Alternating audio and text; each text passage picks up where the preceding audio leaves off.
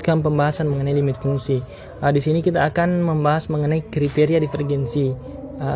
Kriteria ini merupakan kesimpulan yang bisa kita ambil ketika memperhatikan dengan seksama teorema sebelumnya, yaitu teorema yang menyatakan kriteria barisan untuk limit fungsi. Diberikan A subset dari R, kemudian F dari A ke R, dan C itu titik cluster dari A. Pertama, jika L itu bilangan real, maka F maka limit F di C bukanlah L jika dan hanya jika terdapat barisan Xn di A dengan Xn itu tidak sama dengan C untuk setiap n, sehingga barisan Xn-nya itu konvergen ke C tetapi barisan Fxn-nya itu tidak konvergen ke L. Saya kira ini cukup jelas dari pembuktian sebelumnya. Kemudian yang kedua, fungsi F tidak memiliki limit di C jika dan hanya jika terdapat barisan Xn di A dengan Xn tidak sama dengan C untuk setiap n elemen asli, sehingga Xn-nya konvergen ke C tetapi barisan Fxn-nya tidak konvergen di R. Yang perlu kita perhatikan di sini, apa yang membedakan antara L di sini dengan R di sini. Artinya apa? Bagian pertama ingin menyatakan bahwa mungkin L-nya itu suatu bilangan real tertentu atau bilangan tertentu, tapi L itu bukan limit dari F di C. Jadi mungkin saja F-nya punya limit tapi bukan L, seperti itu untuk bagian A. Sedangkan bagian B, memang F itu tidak punya limit di C. Artinya berapapun bilangan real L yang kita punya itu bukan limit dari F. Itu perbedaannya. Saya kira cukup jelas seperti itu perbedaan yang pertama dan kedua. Nanti soalnya kita kerja dengan yang mana ya tergantung kondisi soalnya. Kita coba lihat aplikasinya di bawah berikut ini. Aplikasi dari sifat-sifat yang telah kita pelajari. Kita coba lihat dulu yang pertama. Misalnya limit X menuju 0 dari fungsi seper X. Katanya di sini limitnya tidak ada. Nah, di sini berarti fungsinya itu adalah ini. Seper X atau Px sama dengan seper X. X-nya lebih dari 0. Ini domain fungsinya tentunya. Karena kan kalau seper X tidak terdefinisi kalau X-nya 0. Berarti domain fungsinya kita bicarakan di sini X besar 0.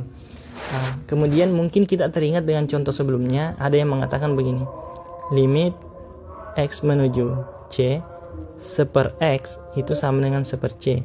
Tapi di sini syaratnya C-nya mesti besar dari 0. Namun di sini soalnya C-nya sama dengan 0, maka ini tidak boleh dipakai ini tidak boleh dipakai karena C-nya lebih dari 0 di sini soalnya. Sekarang bagaimana cara menyelesaikannya? Kita gunakan kriteria divergensi tadi. Caranya seperti apa? Berarti seandainya kita mau buktikan bahwa ini tidak punya limit, kita bisa gunakan bagian B-nya tadi. Tidak punya limit di R, maka kita cukup menemukan barisan. Jadi kalau kita bawa ke yang tadi, ikuti yang ini. Berarti temukan barisan ini. Temukan barisan Xn di A yang konvergen ke C tapi tidak sama dengan C setiap sukunya. Namun nanti Fxn-nya tidak konvergen di R.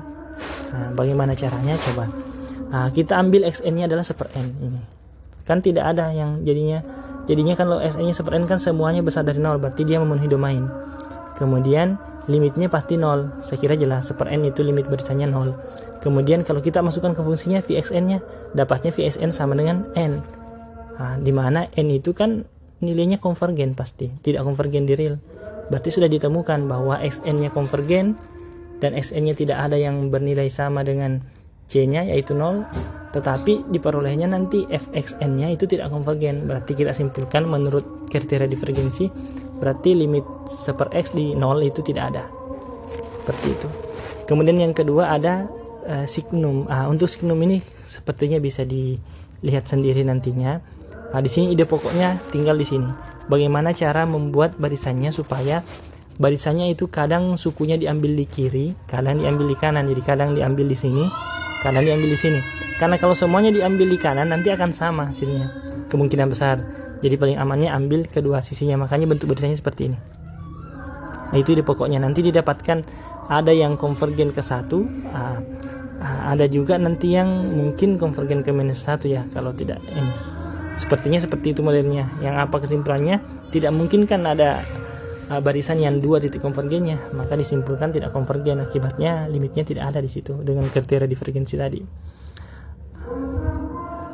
Adapun contoh yang ketiga, ini contoh yang ketiga sebenarnya kita bahas secara gambar saja. Untuk penyebarannya itu mirip-mirip saja lah yang di atas. Silahkan dipelajari. Sebenarnya ini kalau kita lihat gambarnya, ini semakin menuju ke kurva Y atau sumbu Y-nya, ini bentuk grafiknya semakin rapat.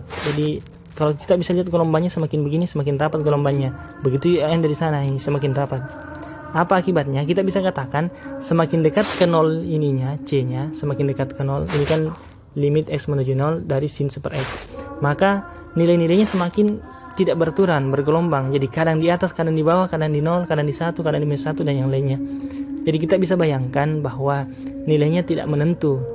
Bahkan semakin ke 0 malah semakin rapat. Jadi secara gambar saja bisa dibayangkan bahwa limitnya sulit untuk dikatakan ini adalah limitnya. Karena semakin ke 0 itu semakin bergelombang. Untuk penyebarannya sendiri silahkan diperhatikan sendiri, caranya mirip-mirip dengan sebelumnya.